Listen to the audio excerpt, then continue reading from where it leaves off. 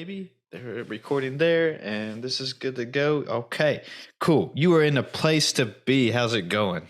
I'm so good. How are you? I'm doing well. Like you said, for Thursday, a little bit of this, a little bit of that. I just got home from the gym, and I thought I was going to be a little late, but I made it just in time. So we're Yeah, good. Everything's perfect good. timing. Yeah. So what little I know about you, though, we'll just get the ball rolling here.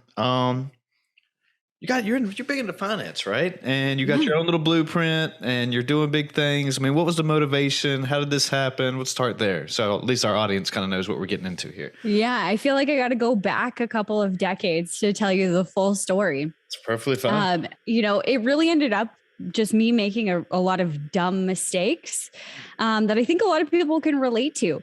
I was in my early 20s and I decided, I really want to buy a house. I had a boyfriend then, and the market was going up, up, up. People were saying, kind of like right now, you got to get in before you'll never be able to afford a home. And like, there's all this scarcity around it. So, we looked for different places and we ended up buying this beautiful, 1,200 square foot A-frame cabin on the lake. It was wonderful. Nice.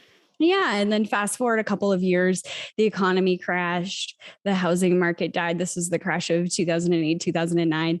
The lake also died, and so did my relationship. Oh, shit. So I was in this position of, I don't want to be with this man anymore. And I remember saying it to my dad, but I can't leave because I have this mortgage. Our house, we paid $310,000. That's what we borrowed to buy this house. And when I was making this decision, our house was worth $150. So I felt really stuck. Yeah. I felt super stuck with, I can't leave because what am I going to do? And the bank doesn't really want to answer that question, because I called them and asked, hey, what happens if I stop paying my mortgage? What happens then? And they didn't really want to answer that question, you're going to go through the foreclosure process. And I'm like, okay, and then what happens? Like, are you going to sue me? Like, am I going to go to jail? Like, I don't know. I'm in my early 20s. I have no idea. I literally at that point was so desperate. My dad and I banked at the same bank. And so I was like, hey, Dad, can you book an appointment with the manager? So he did. And we walked in together or whatever. And he's like, oh, I just brought my daughter along. And as soon as she shut the door, he was like, and here's Jodie. She had no idea. And then I pelted her with a bunch of questions like, are they going to put me in jail? Like, what's going to happen? Yeah. And she was very kind. And, she told me a lot of things that she probably shouldn't have from a manager position at the bank.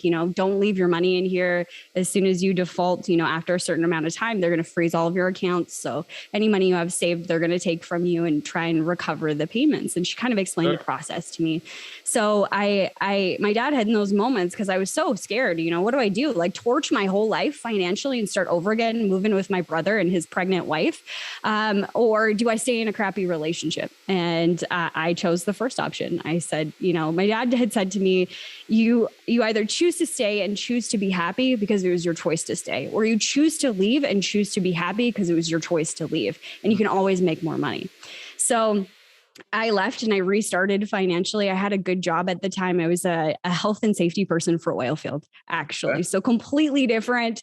And I loved what I was doing at that time, but I had this hunger to understand how money works. I felt like no one taught me, all of these things that I should know. So I felt like I was stupid and I shouldn't have made such dumb decisions. And I was really hard on myself that time and really ashamed of how I ended up there. So I thought, what better way to learn than to actually get into the industry? So I did. I started part-time. And then I loved it so much that I left safety completely and I became a broker. And that was officially 11 years ago, this last May that just passed. And I just fell in love with teaching people how simple money could really be, and how they could, if they just got on to the right track, or they had the right coach or the right person that was sitting beside them, things could be very simple and they could understand it and feel empowered to make really good decisions. And then kind of fast forward through that process, I started to notice that there was something else that was going on. It wasn't just the A plus B equals C. I say I want to save $50 a month, and then, in, a year or 2 years, I'm going to have X number of dollars. And what I mean by that, Chris, is I would go and save families $1,000 a month or more just by rearranging some debt, doing some stuff like that, just key things that no one had ever taught them before that would help them get ahead. And then I would build them this beautiful plan of how to get out of debt in a year or two and how to have all of this money saved and be in a completely different position in a couple of years from now. And then I would go back to do a review after everything was set up, a year or two later, and they'd be in a worse position financially. And I couldn't figure it out. I set up all the right accounts. They were putting money in. Like, what happened? How did we get so off course? And I started to notice this in my own life as well. My bank account would go to the same amount. My debt, even though I'd pay it off, would go right back to the same amount. And I thought, there has to be something to this. And that's when I started to lean into the mindset piece of things and the energy piece of things. So I started studying the mindset behind, money, how we view money, how we interact with money, and how that really impacts the way that we see the world. And I could also see that it was also our energy that was really creating our reality in front of us. And I started to dive into law of attraction and Abraham Hicks and all of these fun things. But I found that there was a lot of vague solutions, like just be positive. And I am an A-type personality. I want steps, like give me the steps. And I couldn't find any that really resonated with me. So I went within and I started asking these questions. I believe that we have all the divine answers. And I started to channel, I call them abundance codes. It would be questions that would come through. And I literally just did this to change my financial pictures, change the way that I interacted with money and attract more money. I wanted to do that. So questions would drop in and philosophies would drop in. And then I started telling my friends about it and family about all of these cool things that I was discovering within myself. And they thought that I should teach it. And that's when the Fluid Money Blueprint was born. And I started coaching people on it. Well, damn, that was a lot to take in right there. Yeah, there's a lot. But that was part of the reason why I wanted you to come on and talk to me a little bit about it. Just, you said it best right there, was that just because while you were talking, I was thinking about, I didn't really have a lot of finance guidance in my life either. And I'm fortunate. I have a couple of people in my life who've helped me along the way and kind of gave me, hey, why don't you do this? Why don't you do that? And it's not been bad for me. It's people watching out for me, which is good. But without them, I would absolutely have no clue. In college, I was a PE major, so I never took any finance classes besides general business stuff and whatever. But then, with like my friends now, after like tonight, when we're sitting around talking at the gym or getting dinner afterwards, we start talking about grown up things like, how's your retirement looking? What are you doing? Like, are you putting money away? What's your plan? And I'm just like, I don't know, man. I got a 401k, I guess. I'm throwing stuff in that. And right. But I feel so ignorant when I try to talk about it. And because I've never had this type of guidance, and this is why I'm glad you're here now. So maybe you can, and I'm kind of like you. I love steps, and I love like this saying, hey, do step 1, you go to step 2. And it makes perfect sense to me that way, rather than just go fly by the seam of your pants and hope for the best. Yeah, absolutely. And I think one of the big misconceptions around finances is it has to be really difficult to understand, and it's very complex. And don't get me wrong, there is a lot of complexities in it, but you can break it down so that it is simple and that you can understand. Because once you understand and you feel empowered to act, that's when things change for you. You sitting down with a financial advisor and them saying, sign here, press hard, 3 copies, doesn't help you. Like you might be saving some money. Okay, great. But if you have no idea what your goal is or where this money is going to take you or what that picture will look like, you're probably going to end up falling short. Just like, you go to the gym. If you have no plan and you just, hang out by the machine, nothing's going to happen. Play on my phone for 20 minutes. Not picking like, this is working out, right? Yeah. Everybody else does it. But no. So, all right. So let's start there. So you just told me how you got to your blueprint. So what is the blueprint? The blueprint. Okay. So it's to help entrepreneurs consistently attract more money. So I told you, I realized that there was this energy behind money and our mindset that were creating our reality. So first you have to understand that our brain and our body is designed to do certain things. Our brain is designed to create meaning around everything. And our brain is also designed to find things that are important to you. They call it the reticular activator. So when you buy a brand new car, hey, I think I've heard of this. Yeah, go right? Yeah, I think I've heard of this. Go ahead and explain it. Yeah, you buy a brand new car, you're like, oh oh my God, that's a hot car. It's amazing, whatever, right? I've never seen anything like it. Or, I never see that around. Then you buy it, you drive it off the lot, and that's everything that you see. It's everywhere. Because your brain has now interpreted its importance to you. So it goes looking. Now, how do we relate this to money? If you have a belief system that it's hard to make money or that you never have enough, guess what your brain is constantly searching for? Money. Yeah, well, it's constantly searching for how it's hard to make money, reasons why that's true, and how you never have enough, because that is the reality that you told it to look for. So we have to shift that reality. When it comes to our energy, we are built to feel into people. And most people don't use this as a skill. Typically, women are better than men, only because of nurturing for, millions of years that, we've been around the generation. I would agree. Now, but it doesn't mean that men can't do it. Everybody has this ability. And the way that I really learned about it was through horses, oddly enough. Everybody says horses can smell fear. And, if you're scared, they're going to freak out or whatever. I grew up with horses. Love horses. I actually used to race horses back in the day. Yeah. I used to race chariots and chuck wagons. It was just what I did when I was younger. Right? I did that for a decade. I'm writing that down. But I always had this knack with horses. They were always, better around me. My dad, if we needed to do something finicky with the horse that wasn't that nice or, whatever, he would get me because I had more patience than he did. And when I went on this, spiritual journey, I started to actually read a book about horses. And what they were talking about in this book is that it's not that horses can smell fear. It is that they have huge guts. And inside of this gut, their stomach, are receptor sites for energy. So what they're doing is they're processing what energy you're putting out when you walk up to them. And what they don't like is you not being authentic or genuine with how you're feeling. So most people would try and hide their fear, or, maybe they're angry that day or upset or whatever, and they try and put a mask on or a face on that they're happy-go-lucky. But what happens inside of a horse is, those energy receptors are receiving information that what they're seeing and what they're feeling does not match. And then that makes them, angry or whatever. They rear up and they get afraid because the two pictures don't match. Well, our bodies are designed just the same. We just have smaller guts because we're smaller than horses. But we feel the same thing. And when I tell my students about this, I give this example. And I don't mean not every car salesperson is bad. This was just my experience, and a lot of people can relate. If you've ever been to a dealership before and you went in, the one experience that I had, I went into the dealership and this guy approached me and he was like seething. And he didn't say anything, but I could feel him wanting to make a sale that day. He just wanted to get me. He wanted to close me. It didn't matter what I wanted. All he wanted to do was sell me. And I could feel that from him, that desperation, that need to get me to sign on the dotted line. I don't know what was going on in his life, but I felt it all. And guess what I did?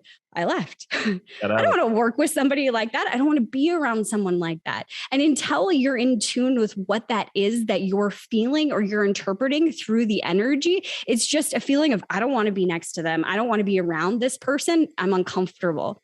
And then the opposite is true. You've met somebody in your life or walked into a room and felt like, wow, I just want to be around these people. They make me feel amazing. I just like being in their presence. It's because of their energy. Sure. And how does this relate to money?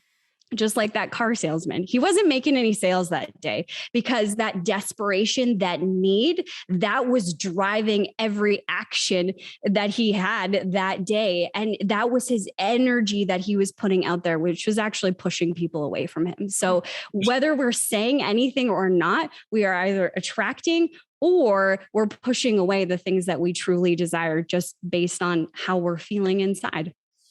I can relate to a lot to that just because you feel it sometimes when you're around certain people. And even when doing these podcasts, you can even feel like an energy or a vibe or a cohesiveness, whatever you want to call it. And you just flow with it. But I'm just kind of relating that to my own experience. So, when I'm coaching at the gym or whatever, we have new members come in or whatever. And so you just want to say, I usually tell them, hey, even if I'm not coaching or we got someone else coaching, don't make a decision the first day if you want to join or not.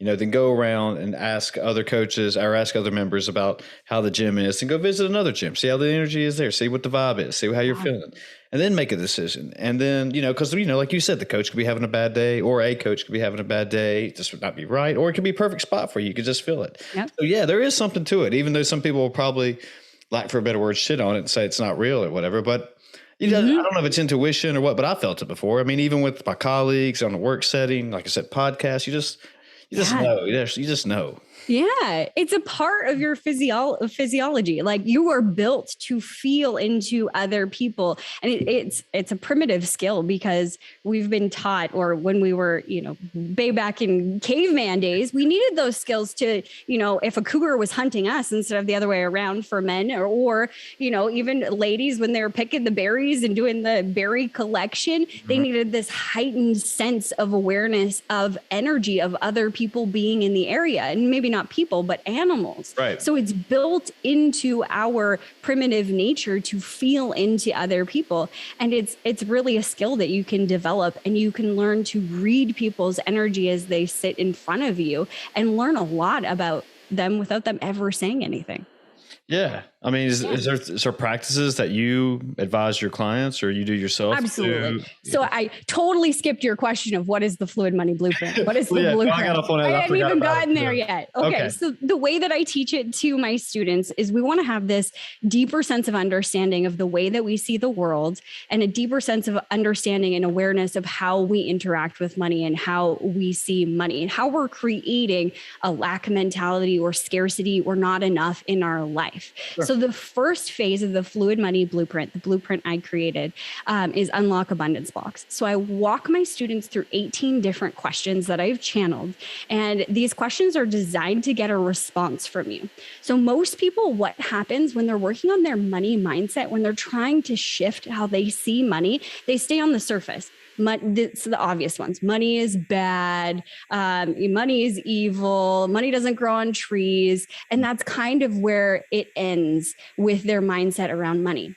But that is the tip of the iceberg, or the way that I explain it is the tip of the dam.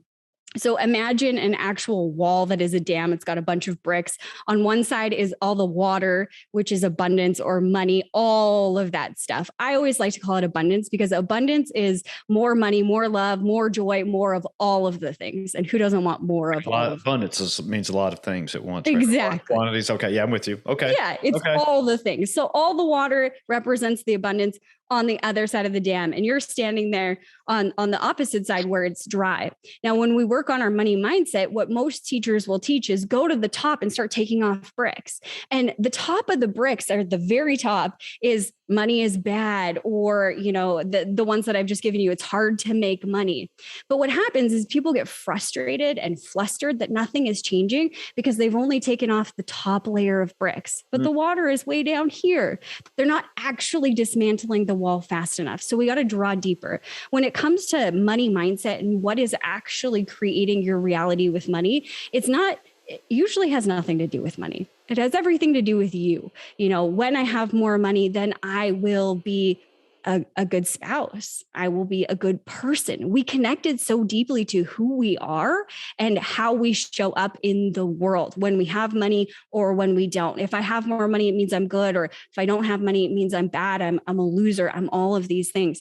So we need to get to those root belief systems, and we need to expose them. So I call it like weakening the wall and starting to poke holes in the wall. So we're breaking the fabric of the wall itself. So that is the first phase of the fluid money blueprint, is exposing all of that you didn't see coming. The second phase is all about unlocking money blocks. So this is where we're really going to work on repatterning your brain, because our brain, again, is like a supercomputer. So it's designed to make things easy for you. We've all driven home at some point and have no idea how we got there. Sure. You just landed up in your driveway and we're like, oh, wow, I hope I stopped at that stoplight, or, whatever, right? I call these automatic responses. We have these automatic responses with money that are either getting us towards where we want to go or taking us further away from where we want to go and recreating a reality that we don't actually like. So for me, an automatic response for me was when I would go to open up my bank account, it was immediate fear. And it's so funny because I would feel it bubble up in my chest. It would feel tight. And then I'd feel like somebody was choking me. I know Then I'd that. feel anxious, my heart's beating. And I'm like, oh my God. And then because I was, a beast in business, and I knew how to hustle, and I was a part of the hustle culture, and I wanted to do all of that. I was really good at it. I would just go to work. And I would find myself hours later pounding on a keyboard or pounding on my cell phone, like this. And I was so angry. And it was all driven by this fear. The funny thing is, I never actually opened my bank account. So it was all fear driven on a perception that I didn't have enough. It wasn't actually true, because I had no idea at that point, because I hadn't even had the courage to open my bank account. I went into this automatic response. That makes sense. We have these automatic responses when it comes to us not having enough money or us wasting money. All of the interactions that we have with money, typically at this point in our lives, when you hit, late 20s, early 30s, maybe 40s, 50s, whatever, they're automatic. The way that you have done it, the way you perceive it is, programmed already. So we want to reprogram the brain. So in this phase, I actually give a 5-step system on how to do that, or 5 steps to how to do that. I call it CAST. The first thing that we're going to do, and if you want me to explain it. Sure. Yeah. I mean, I'm sure people will benefit from this. I am. Okay, perfect. So the first thing we do is celebrate. The reason why we do this, it sounds so counterproductive, because we're celebrating that you notice you have a crappy pattern. You're going to celebrate. The reason is we got to wake up the brain. Okay. When you go big, like you're like, woo, screaming at the top of your lungs, your brain's like, wait a minute, what's happening? What's happening? Right. What's there that I need to see or I need to pay attention to? This sounds like it's really important. And that's why we need to celebrate. So we wake up the brain and say, hey, brain, I want you to pay attention when this feeling comes up, when this thought comes up. Because instead of getting to all the way to the end of the pattern, wouldn't you want to know when the pattern begins? Supposedly. Yeah, right. So we celebrate. Yeah. That's the first thing. The second thing, the A, is acknowledge. Yeah. Okay. And I always say it like this, baby Jodie, what's wrong? Because if you start to realize that ourselves, the way that we behave until we have started to look at these belief systems, is kind of like how a child behaves when they're having a tantrum. We start to freak out, you're scared, and you're like, you can't reason or have logic with a toddler that is freaking out. Sure. You can't, right? You can't calm them down. I agree 100%. Same as you, right? So a lot of these teachers in law of attraction, and nothing against them, it just didn't work for me, because they would say, just shift to the positive. And I'd be like, looking over here, let's just think of all the positive things. Like I have a car and I have gas in my car. And I would try and force myself to feel something better than what I was feeling in that moment. But what happens when you do that is you end up just shoving the feelings down. You're not dealing with them. We need to deal with them and acknowledge what's going on if we really want to rewire the pattern and reprogram the brain so that you don't go through this pattern over and over and over for the rest of your life. So we acknowledge the baby you have inside you that is having a tantrum. What's wrong? Like, are you okay? Are you scared? Are you hungry? What do you need? All the above. Right? So acknowledge all of it. That's the A. The S, it stands for system. Now we actually have to do some system work where we actually bring you back to neutral, because most people these days are living in a state of fight, flight, freeze. I would agree. Yeah, we automatically go into that pattern of fight, flight, freeze, which is a very primitive response. And again, when we're in these primitive response, we can't be logical. It's all about saving yourself from the giant tiger that's chasing you. But the thing is, there is no tiger.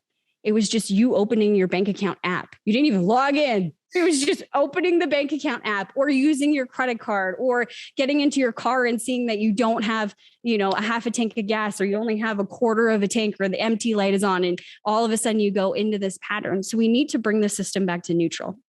Okay. And we do this through breathing. You got to breathe. If you're having a really intense response at the moment and you can't calm yourself down, you just put your head on something really hard right here. This is why they do it in yoga, because it calms your nervous system down. Or you have the vagus nerve, which runs, I believe it's here all the way down and connects to a bunch of things. If you put your hand right here above your collarbone and you just apply a little bit of pressure, you'll feel your system completely calm. You can also put your hand on the back of your neck like this, just like you would cradle a baby. Now you're really a baby. So you wait until your system comes back to neutral and you feel your heart rate has come down. You can breathe again. You don't feel so afraid anymore. Those things have subsided. And then we go to T, which is true. Okay. We have been ingrained into believing old perceptions that no longer serve us. One being, you don't have enough money. And what people habitually do is they will, let's say all of their bills are on the first of the month. They will, get through that point. And then by the 4th or the 5th or the 6th, somewhere in there, they all of a sudden start to panic. I don't have enough money. I don't have enough money. I don't have enough money. Well, you have 3 weeks, almost, 3.5 before the end of the month when you have all of your bills coming out. But you're freaking out on the 5th of the month because you don't have enough. So what you're doing is you're actually setting yourself up for failure throughout those 3 weeks. You're cutting yourself off from any possibility of money coming in.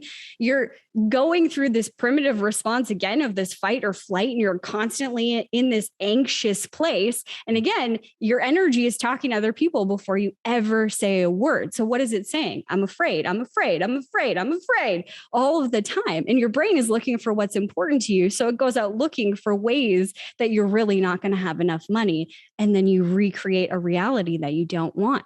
So you have to challenge that reality. Is it true? Is it an absolute truth?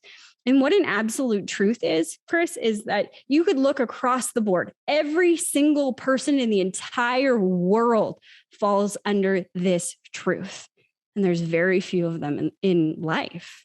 You can find an example of someone who has done it differently than you are right now and been successful or made money doing something you didn't think that, you could. There is always these people who have broken the rules, the 6-minute mile, they said it was absolutely impossible, physically, humanly impossible to do. And then Roger Bannister did it. And then all of a sudden, person after person after person after person did it because it was a false belief or a false perception that was keeping everybody stuck except for him because he chose not to believe it.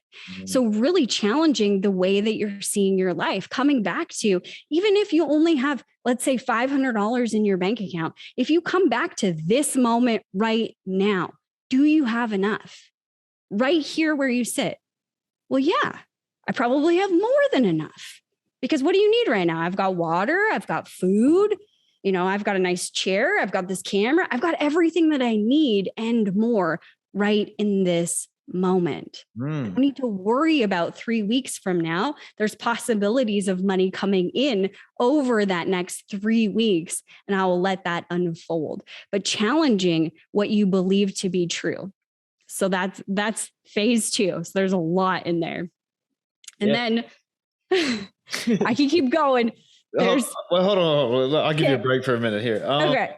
So do you think that, a lot of what you were saying, I felt like a lot of it was like cultural narratives for me, is that some of it is that, it's almost kind of funny in some situations that, to be broke and act like, oh, I don't know where my money's going to come from, and I'll just play it off and figure it out later. And it's kind of like a defense mechanism, but people just kind of say it to also be funny also at the same time.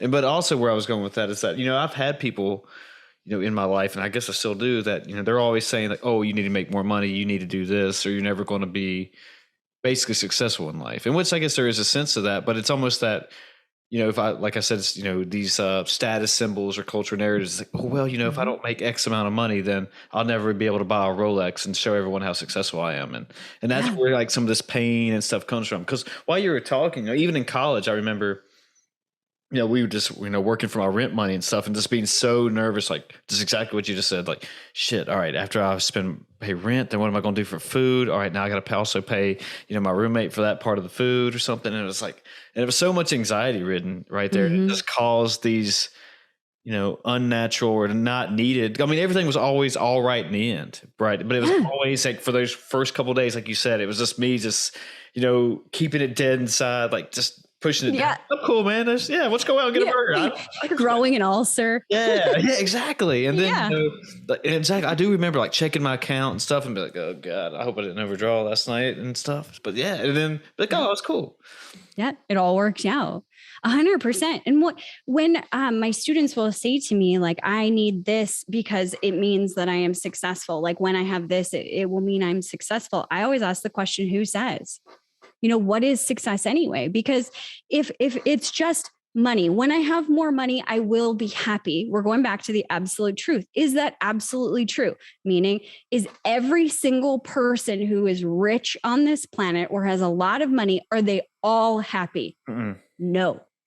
Okay. Are all the people on the opposite side who are poor, are they all unhappy? No. I mean, you can think of on the rich side of things, look at Robin Williams. Well, Robin Williams, he was very wealthy. He had everything that you would think that a man could want. And he was very depressed. Sure. He was very unhappy with his life, even though he had all of this money. So it's not an absolute truth that you have money and then you're automatically happy. And on the other side of things, we could look at someone like Mother Teresa. She had no money. She raised a lot of money for different churches and everything, but she had no money herself. And yet she was so incredibly happy. Sure. So we start to play this game and ask the question, is it an absolute truth that I have to have this to feel this or to be this? And really questioning, what does success mean to you? Are you living your life based on a principle that someone else has set for you or that you have set from somewhere within you? I want this because I'm going to be proud as heck when I do this, or I want this because, I really love the look of a Rolex. It's like my favorite thing in the world. You might be getting a $50,000 Rolex and you don't even actually like the timepiece. That's a shame. Exactly. Who are you doing it for? Yeah, exactly. And just based on what you just said there, I do remember it was just always that, because it was always other people telling me my life, what I needed, how I should be living, and what I should be doing with my money, which, Yep. In part they were trying to help and give advice and stuff. But, it wasn't until, but it was just, like you said, it was just like, who am I doing this for? You or me? I mean, what are we doing here? But, one of the best pieces of advice I think I've ever heard that helped me tremendously as far as like helping my brain with money and it came from I think he's an actor. I heard it on a podcast a while back, but it was years ago. But anyway, he said that, the only thing you really need in life as far as money goes is when you walk into a restaurant, you don't have to worry about how much the bill is going to be. Mm-hmm. Everything else in life is just bullshit. Mm-hmm. And that resonated with me so much. And it was just like, he's that was so right for me, because, when I go out, that's some of the best memories I've had as far as, sharing, breaking bread with people, laughs, having fun, good conversation. And then it's like, I don't care what I'm ordering. Yeah, order whatever you want. And you feel good about it. You don't have to, I'll just get the Caesar salad, I guess. But yeah, you get the small. Yeah. You don't have to order water either. Yeah. Breadsticks, please. Yeah. But ever since then, I was like, you know what? I think you're right. All these things I was taught in life, as far as success, like you were saying, it's like, I don't even wear a watch. I mean, why do I need a Rolex to tell everyone I'm successful? And then, I hate people who are very arrogant and I think it's the right word, very in your face about stuff like, oh, look what I have. I like to brag, like, oh, I have, 6 Lamborghinis and stuff, and try to tell me how cool they are. And I'm just like, that's great, bro. I mean, I don't understand why you're telling me. I mean, but anyway, but yeah. Are you going to let me have one? I was like, I don't understand. Like, why do you feel so compelled? You have to tell me all this stuff. But I mean, I'm happy for you, and I'm glad you that's success. But success is not the same for everybody as I think the culture thinks they are. I think that's what I'm trying to do.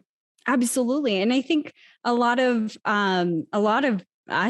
humans don't even ask the question. They just get dropped into this bucket of what success should be or what it should look like. And then they try and kill themselves to achieve it. And I remember my dad saying that when I was young. A lot of people will climb the corporate ladder just to get to the top to realize it was the wrong building. Okay. The wrong place. That makes sense. But we do that with so many things in our lives. I tried to do it with this house. Somebody had said at some point in my life, you need to have a house, and you need to get married, you need to have kids, you need to have all of these things. And that relationship that I was stuck in, or that I was in my early 20s, I was ready to get married and have kids with this man who was, emotionally abusive and, like probably would have turned out physically abusive eventually. But I thought that's how a marriage was. I didn't question it, or a relationship was. I did. I thought you just treated each other like crap. And I was very, very like meek, mild, like in the corner. Don't look at me. I had been, abused, I guess, for so long and manipulated that I just lost all courage. I lost all self-esteem. I was a shell of a human at that point. And I was still willing to marry this person because I thought that's what you're supposed to do. I get it. Cause I've seen stuff like that. No, I mean, I'm only a single dad of 2 wiener dogs, but I don't have any kids, but I've seen other relationships, and I've seen other, and I know this is not a relationship podcast or discussion. But even if you want to put this analogy towards anything else, but you just keep going down the line and you don't ask questions, you're living off momentum. You just keep doing it because you think this is what you're supposed to do. And it was like, and I don't know, like, again, I don't know if that's what society's teaching us, or movies, the media, but that, or our ancestors is like, no, you go to school, you get married, you get a job, and from then on, do whatever you want to. And it's just, no, it's not. I mean, that may have worked for you, but it doesn't mean it has to be done that way. And I've had friends who, I forgot how the situation goes, but they were telling me about their parents and how they were kind of, not physically abusive, but emotionally abusive. And they would see themselves doing that to other people. And, I remember one day I was working with them. I had a part-time job in college, and I was like, why are you this way? Why are you being like this towards, these customers? And he's like, well, that's how my parents were. I was like, well, that doesn't mean you have to do it, bro. Yeah. And then I remember him going like, huh. Oh, yeah. Really? And it was like, and I was like, I don't even know how I said that. That was one of my, I guess, best defining moments in life, if you want to say that. But I just remember, and even since then, I was like, yeah, just because other people were doing it, you don't have to jump on the train and do it like that. I mean, my life has been not to the norm, I guess. I went to school and everything, but I didn't come out and get married and have kids yet and all that good stuff. I just kind of was just doing it took me a while, but I finally started to do what Chris wanted to do. There. Yeah. But a lot of people don't ask themselves that. They're just waiting for one day when they'll wake up happy. When I have this, then I will be happy. And it's always the next thing, the next thing, the next thing. And that actually leads right into phase 3 of the Fluid Money Blueprint, which is abundance on autopilot. So this is a perfect segue. Love it. Phase 3 is all about how you live your life, knowing that you're either attracting or, deterring the things that you want in your life simply by your energy, but also paying attention to what is it that you feel in a day. For me, I'm a happy person. Like, I've always been happy-go-lucky. Like, wake me up at 3 a.m. and I'll be smiling. Like, that's just the way that I'm designed. I am a happy person. So if you would have said to me, Jodie, what do you think your average emotion in a day is? I would have said happy. Just that's it, period. Happy. And then I did this exercise, and I actually lead my students through this in phase 3. Okay. It's an exercise of going through your day. So I actually went through an average day from start to finish. I wake up, I go to the bathroom, I make coffee, I read my, 10 pages in the morning, or, whatever, right? Then I do this, like all of the minutia of a day. And then I went back to each one of those steps, and I started to write down how I felt. When I wake up in the morning, how do I feel? When I'm getting ready for work in the morning, how do I feel? When I'm driving, how do I feel? And it sounds kind of crazy, but when I looked back at that piece of paper, the majority that I felt in a day was not happy. It was anxiety and overwhelm. And we're consistently attracting whatever it is that we are in this moment. Like attracts like. So I was getting more things to be frustrated, anxious, and overwhelmed with all the time, because that's where I was sitting, and I had no awareness of it whatsoever. So knowing that, then I could start asking myself, why do I feel anxious? And a lot of it was pre-programmed beliefs. I would actually wake up with anxiety. I would wake up and feel like I should have done something already. I should be at the office. I should have already made phone calls. I should have. And I ended up shooting all over myself, and I would feel bad. I would feel worthless and unworthy of any success, like within a minute of waking up, because I didn't wake up earlier. But it was this belief system that was ruling my life of I should have done something. And then I started to ask, well, what is it that I should have done? Well, I don't know, more. Well, what is more? More of what? Yeah. More of what? Well, more calls. Why? I don't know.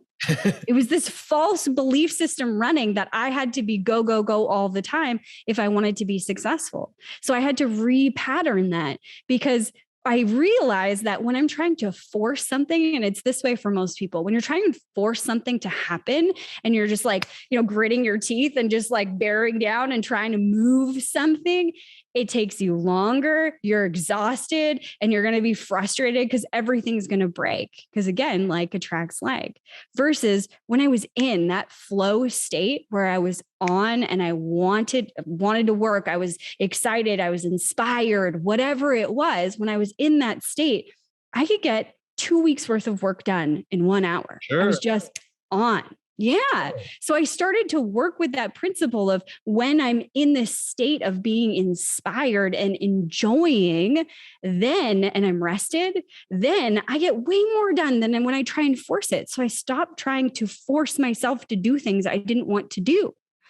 And the things that you have to do in life, the things that you have to do, most people think they have to do this or have to do that. I have a really good relationship example of that if you want that in a second here. But there's a lot of things that, hit me. Yeah, we figure we have to do all of these things to be the perfect wife or girlfriend or husband or, whatever, right? And I remember, this is the story. I remember last summer feeling overwhelmed all of a sudden. Like, I have so much on the go. I have 2 businesses. I have a brokerage. I have my coaching company. My husband and I have a market garden business, which means that we grow vegetables and then harvest them and whatever. And I am the worker bee. Like, I do all of not all, but I do a bunch of the like weeding and harvesting and all of that stuff. And we live on a 120-acre farm. So there's a lot going on there. And then, there's your home and, doing the dishes and all of this stuff. So I noticed that I was feeling overwhelmed and irritated with my husband. And I was so frustrated. And I, anytime that, we have like a little tiff or whatever, instead of blaming it on him, I look within. I go, okay, like, what is it about me? Like, what is it? Is there some sort of meaning that I'm missing here or something that I'm attaching to this conversation? Like, what pissed me off? Like, what was it? Why am I so irritated right now? And I reflect on those things. And so I was irritated. So I was reflecting on it. And what came up in that reflection was that I feel overwhelmed because I feel unsupported. Okay. Why do you feel unsupported? Because I have all of these things I have to do. Like what? What do you have to do? I have to do the dishes and I have to make sure the house is clean and I have to do this and I have to do that. And it was this huge list of things that I had to do. And I'm like, okay, I have to do these things, but who says? Mm-hmm. And that question really stumped me. The only answer that I came up with was I don't know, my husband, like he's my boss or something. I don't know. My husband. Oh, okay. Like, why? And what if you don't? What if you don't do those things? Like, what is the scary thing that's going to happen? Oh, he's not going to love me. I'm not going to be a good spouse, blah, blah, blah. All of these things. And then I asked again, is it absolutely true? Who says that, you have to do these things to be a good spouse? And if the roles were reversed and he was busy and doing all of this stuff, but he didn't do the dishes, would I be thinking he's an awful husband? No. Would I give him some space and some slack and some grace? Of course I would. And then it came to me that he has all of these expectations for me. And then I asked again, who says? Have I ever asked him what he expects of me as a wife? No. Probably not. No, that conversation never happened. So because I'm committed to exploring these conversations within myself and having the courage to do so, and with my spouse and the world that I live in, whoever it may be, anybody that I'm having conversations with, I try to be courageous. So I said to him, I really need to talk to you. And he's like, oh God, what's going on? And I just asked him that, what is it you expect from me as your spouse? And he's like, nothing. Wow. I want you to be happy. Love it. So good. But I had put all of this pressure, which equated to Sure. frustration and overwhelm from an expectation that I had set in my own mind. Yeah. No one ever said it for me. I did. I think that leads to a lot of people who try to follow the footsteps of certain successful people. For example, I mean, if somebody wanted to be, I don't know, Elon Musk or whatever, Mhm. and they follow everything he does, read his, I don't know, I guess he's got books. Let's say he does. Got books. They try to be smart as him, try to build cars or whatever, but then they don't. And because, well, this Elon did it now, and I was unsuccessful because I did it the same way he did it, but how come it didn't work out for me? And then it leads down to this more anxiety ridden, Mhm. negative behavioral spirals we were kind of talking about. And that it was like, no, you can't just follow, somebody's footsteps just because, you think that's the right thing, that you have your own life path and you're going to have your own life experiences. Yeah, that worked out for Elon or whoever you want to, Yeah. your hero is, but it's not going to work out for you. And it's one of these things that, you got to ask yourself, kind of what you said, like, you're very self-aware and I'm loving it. And I guess that's kind of Thank where you. I was leading to that. I know you were in that one marriage or whatever, but even before that marriage, and even as a young child, were you always just self-aware about, just sitting there like, "Ooh, this is probably not right," or why am I doing it this way when I could be doing it another way? Uh, I think that I was taught at a young age how to be self-aware. When I was like 8 or 9 years old, my dad and I would go into the bush and have a fire Nice. and we would just talk and he would be like, "How do you feel?" And I had to explore how I was feeling in that moment, what was going on in my life and everything like that. My dad was really into personal development when I was growing up. So he was teaching me about all these different philosophies. Like, when I was 12, I knew about Maslow's hierarchy of needs, but I didn't know it was Maslow. I thought it was my dad that created it. It was only at like 25 when I took a course that I was like, "Hey, my dad made that." Yeah. Nope. But yeah, so I grew up in a house where my dad would ask me these questions and that we would reflect or ponder on life together. So I got really good at it. And one of my gifts is seeing things from a bird's eye view. Yeah. See, that's one of the things that, and I'm not shitting on my parents by any means. I was, I had a good childhood, but growing up, it was one. If I ever said, I don't really remember asking, my parents asked me how I was feeling or why did I feel this way about whatever. But, and even if it was something that was come up, it was like, no, that's not the way you should feel, or you should do it this way. I was like, Mm, wait, I'm thinking something different. And it wasn't until it was probably maybe after college, when I was finally just like, well, again, why am I caring what they say? And I don't really have to have the same beliefs and morals. And I'm not saying I'm a shitbird or anything, but no, yeah, no. but I mean, but I was But like, you get to choose. yeah, I was like, I get to You choose and get I to can actually choose. discover like what works for me. And like, hey, just because Mhm. they did it this way, I want to do it this way and still go. Yeah. And they were a safety net. I could go back onto them and take a chance on something. But it was one of those things that I was never really taught. No one asked me if you were self-aware. Like, did I really know how aware I was with myself, or was I just going Mhm. off the momentum and the juice and just seeing, or just Yeah. living life in the present, not thinking about Mhm. where I was at? Well, one of my beliefs is that there's always another way to see things or another perspective. So I'm always looking at that because I think we get so tunnel vision into the way that we think it is. Yeah. So I always try and back up and get that 10,000-foot view of what is the other perspective here for the other person that's involved in this, or, maybe just a different perspective altogether, one that feels better. Because I think the whole point of life is to enjoy it, to Of course. enjoy this moment, to enjoy every moment. And if you're stuck in a perspective of, like there's a lot of things in my life that I could say, well, this was crappy. And, if this never happened, my life would be better. But I've chosen to look at it through a different lens, a perspective that serves me. The bankruptcy and the foreclosure of that first home or whatever, most people would look at that as a very bad thing. I look at it as my saving grace. If I wouldn't have gone through that, then I wouldn't have had the compassion I needed to deal with other people who were in that scenario themselves. I wouldn't have had, the fire inside to even learn about money if that wouldn't have happened. I wouldn't have met my husband because I would have been stuck in that crappy relationship. I Sure. truly believe that everything happens for a reason and it's always working out for the better. So I'm always looking for that perspective in my life. Yeah, and I think a lot of people don't look at it like the way, and just like the words you say, and like what you tell yourself. Sometimes I complain about going to the gym, and like if I have a competition going, it's like this. I had a shit day at work. I don't want to go do it. But then I'm like, well, hey man, you get to go to work. You get to go work out. You get to go hang out with your friends. Not this, I have to, right? Yes. Like that. Now apply that, Chris, to money. How many people say, I can't afford that. I can't do that. I can't go out for dinner. I can't do that.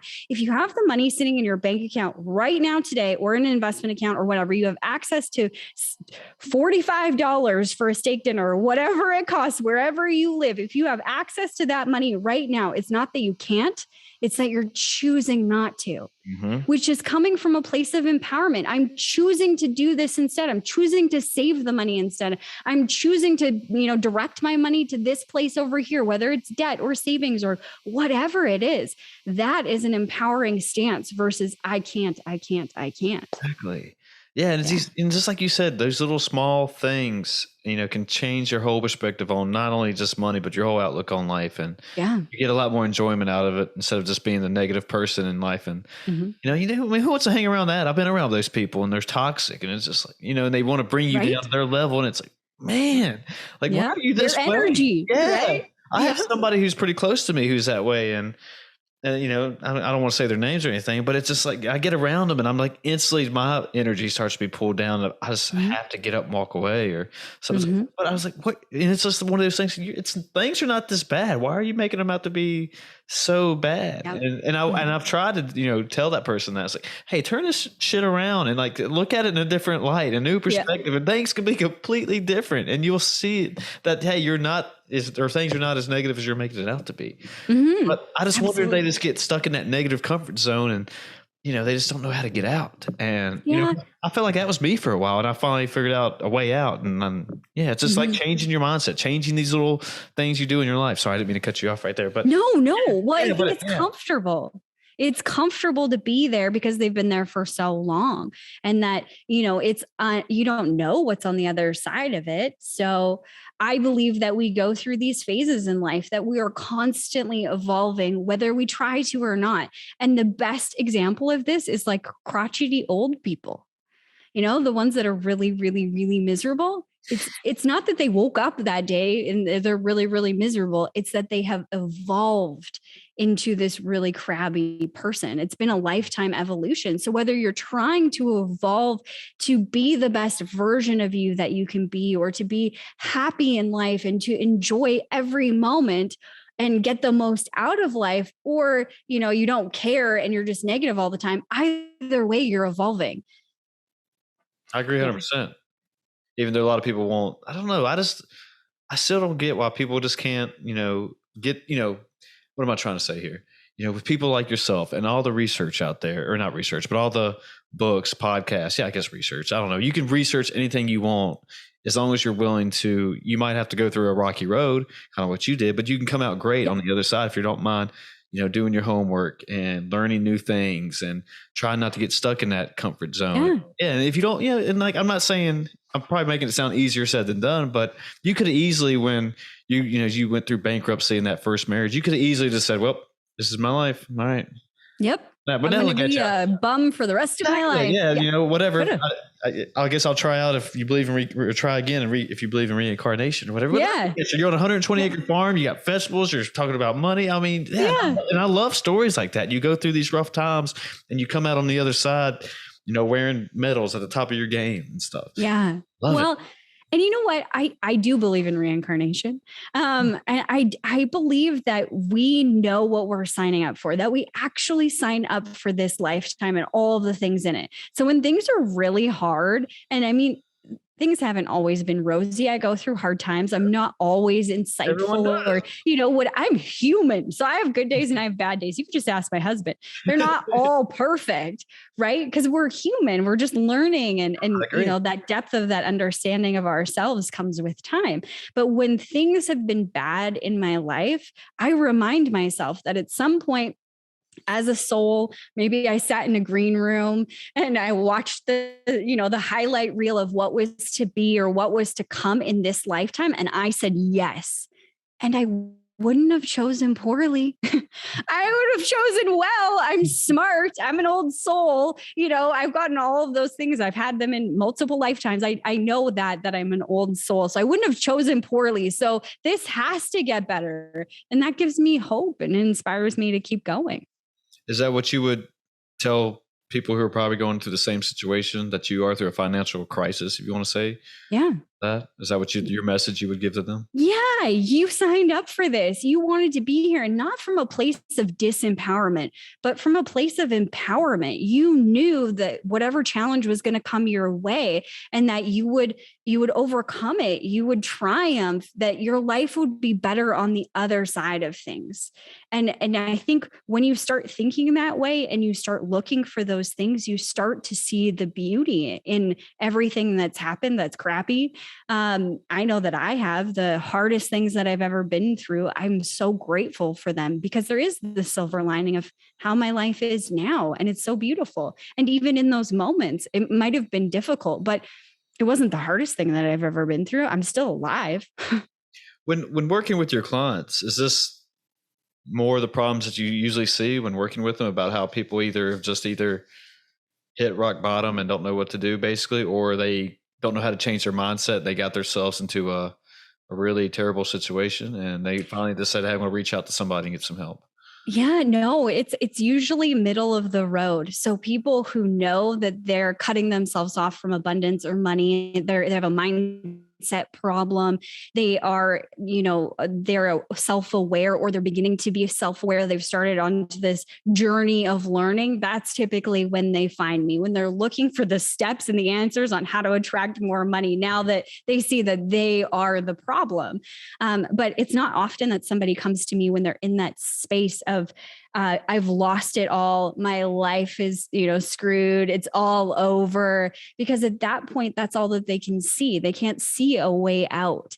And I hope it's conversations like this that people will stumble upon, and they will see, okay, maybe there is a hope at the end of, the tunnel, or light at the end of the tunnel. And they will start to shift enough that they start wanting, a different perspective shift and help from somebody outside of their current circle. And with that, are you always having to keep up? I don't really know anything about the finance industry except just what I hear on the major headlines, or what my uncles keep up a lot with, and they help me out. But are you always having to research and try to stay on top? Like, the financial crisis of 2009, and, there's some predictions that, the market might pop again or whatever. Is that kind of what you have to do throughout your day partly? Sort of. So I'm a financial advisor and a broker, and then I have the coaching company on the other side. So the coaching company would have the Fluid Money Blueprint, and I have a 12-week intensive course that people can take on that side. On the brokerage side of things, my job is to shop the market and find the best of the best when it comes to insurance, investments, all of that stuff. So I have to have a handle on what's out there and what's going on with the markets. But typically we're using professional money managers who are actually setting the, different stocks and bonds and buying all of that stuff. But funny enough, when the pandemic hit, because I love learning, my dad asked me, how does currency work? And I went down quite the rabbit hole. Like, I know more today about currency, monetary policy, fiscal policy, how things actually work out there, the corruption that is in the financial system, which I think that there is, how inflation works, how recessions work, all of that stuff is I've learned that over the last, 2.5 years at a whole new level. But you don't need to know all of those things to have a successful portfolio or to be good with money. It can be quite simple. I think on the financial side of things, the best advice I can give somebody looking for a financial professional to work with is to find somebody that's willing to answer your questions and that you feel comfortable asking. Because we put ourselves into these boxes of, I'm too dumb to know, or I should know this already and I don't, so I'm embarrassed. And we don't ask any questions to understand what's happening. But you need somebody that you can ask those questions to, or how else are you going to learn? You need somebody that's going to be in your corner that says, this is how it works, and explains it in a way that you can actually understand. And then when you have that, then you're able. What's your dog? Yeah. It's okay. Yeah. When you have that person, then you're able to really flourish financially because you feel comfortable asking, well, how does this work and how does that work? And it's not, it's not like a parent figure just saying you should save your money and you feel bad every time you walk into their office. I believe in both. You can save your money and you can have all the things that you want right now if you believe that you can. I was wondering, did you say earlier you were health and safety for oil or something? Yeah, I was way back in the day. So way back in the day, I mean, would you ever would have thought you would have been in this position now as far as, you never saw yourself? No, not at all. I loved my career in safety because I was helping people. It taught me a lot about dealing with people, and I felt like I was making a difference in that realm. But it was kind of jaw dropping coming to the financial industry. And when I started to learn everything, I kept saying, like, is it really this simple? Like, am I missing like a big part of what we teach our clients here or something? Because it's too simple. Like, this is really simple. There is like 4 different account types and the taxes are different on each of them. And it's a little bit different in the States, but very similar. Like even from Canada to United States, there's a lot of similarities and there's stocks and there's bonds. And I relate everything to, vehicles and gas mileage so that people understand, Well, your 401k is going to suck the most gas when you try and take it out. Yeah, no, that's what people need. I mean, sometimes, when people ask me about nutrition or something in the gym, I say, well, think about it. In your car, you're going to actually put inside that car what it actually needs. You're probably not going to put sugar in that car, right? No. You make it as simple as possible so they understand. And I'm not saying people are dumb by any means, but people learn that way better. And I'm one of those same people. If you explain it to me in a sense like that, it's like, oh, it makes perfect sense now. That's right. And it's not that you're not intelligent. It's that this isn't your realm of genius. Sure. There's people that have studied all of these things that understand a depth of knowledge that I don't understand at. And that's okay. That's why they're here, is to do that. You're here to teach people about nutrition and, fitness and everything like that. I mean, a lot of people will use the cop out. I don't have time to learn all of this stuff. Yeah. We'll find somebody that can teach you in a way that makes sense for you. And then you've got it. And once you have the knowledge, the knowledge doesn't disappear. It's always available for you to use. You just lean back on it. Yeah, I hear that excuses like that all the time. And that's my side gig. And just that, it's just like, hey, you just don't really want to do it. I mean, if you really wanted to do something, you're going to do it. And that's my philosophy on everything, is that a lot of part of success and everything is just keep showing up, keep doing the work that you don't want to do. Yeah. And maybe in the future, if you're doing everything right, maybe a part of luck, you're learning, you're changing your habits, you're looking at more things into a positive perspective, things will turn around. Yeah. Well, and I want to give you a shift for that too. Ooh. Keep doing the things that you don't like. Well, start reflecting on what you don't like about them. And is it really true? And is there a way that you can do it that will make you feel better? Now, you wouldn't take this example I'm going to give you into health and fitness because it's not really appropriate. But I tell a lot of my students who are going through my 12-week intensive, they're like, I hate budgeting. I hate looking at the numbers. Okay, well, what would make you feel better as you do it? Like, is it a glass of wine? Is it, your favorite beverage? Is it a blanket? Like, what would start to make this process feel good to you? How can you start to shift it, at least from I hate it to it's not so bad to I love it? And you start doing that with these things in your life that you have to do, and you start creating a life that you love to show up for. Yeah. James Clear writes about that in his book, Atomic Habits. I don't know if you've read it, or read it, but it's something along those lines that, you create a habit and just say, hey, that for 1 week, I'm going to budget, myself for 1 week, write down everything, only spend X, Y, and Z money, whatever. All right. So then the next week you do 2 weeks. And then you just keep building off that. And finally you build a budget for a month, then you go for 2 months, then 6 months and so on. But you build these small habits and get these small wins in order to change that behavior. And all of a sudden boom, magic happens. Now you don't mind budgeting. You change it into basically something that it's easy to do, and you learned it. Yeah. You love it. Yeah. Hopefully you love it. But didn't I hear you talk about the law of attraction when we first started this podcast? Yes. Yeah. What's your thoughts on that? I believe it.